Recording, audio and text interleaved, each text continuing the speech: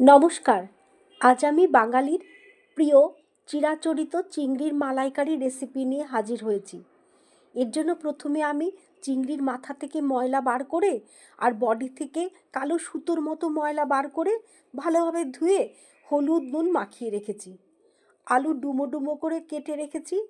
এরপর পেঁয়াজ কুচি, আদা কুচি, রসুন কুচি কেটে মিক্সিতে পেস্ট করে তার মধ্যে টমেটো দিয়ে আবার ঘুরিয়ে নিয়ে পেস্ট তৈরি করে ফেলেছি। এবার আমি কড়াইতে তেল গরম করে তার মধ্যে কেটে রাখা আলু লাল করে ভেজে তুলে রেখেছি।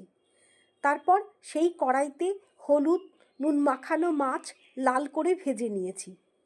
এরপর কড়াইতে সামান্য তেল দিয়ে তার মধ্যে আমি মিক্সিতে যে পেস্টটা করেছি সেটা ছেড়ে দিয়ে কষিয়ে তার মধ্যে জিরে গুঁড়ো, ধনে গুঁড়ো, হলুদ গুঁড়ো দিয়ে কষিয়ে তার মধ্যে নারকেল বাটা দিয়ে আবার কিছুটা কষিয়ে যতক্ষণ না কষানো থেকে তেল বার হয় ততক্ষণ পর্যন্ত কষিয়ে তারপর পরিমাণ মতন গরম জল দিয়ে ফুটিয়ে তার মধ্যে ভেজে রাখা আলু আর চিংড়ি মাছ মিশিয়ে 15 মিনিট জোরে আঁচে ঢাকা দিয়ে রেখে তৈরি করে ফেলেছি চিরাচরিত চিংড়ির মালাইকারি।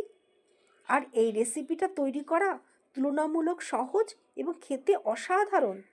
আর এটি গরম ভাতে বা পোলাওয়ের সাথে একদম পারফেক্ট। আর চিংড়ির অনেক উপকারিতা আছে। এটি প্রোটিন সমৃদ্ধ এবং ওমেগা 3 ফ্যাটি অ্যাসিডের ভালো উৎস, যা হার্ট সুস্থ রাখতে সাহায্য করে। এছাড়াও এতে ভিটামিন ডি, ভিটামিন বি 12 এবং সেলেনিয়ামের মতো গুরুত্বপূর্ণ পুষ্টিগুণ থাকে। আবার বেশি খাওয়াও ভালো না, কারণ মাথার মধ্যে যে ঘিলু থাকে সেটাতে কোলেস্টেরলটা বাড়ায়। তাই মাঝে মাঝে বানান। আর ভিডিওটি ভালো লাগলে প্লিজ লাইক, শেয়ার এবং সাবস্ক্রাইব করতে ভুলবেন না। ধন্যবাদ।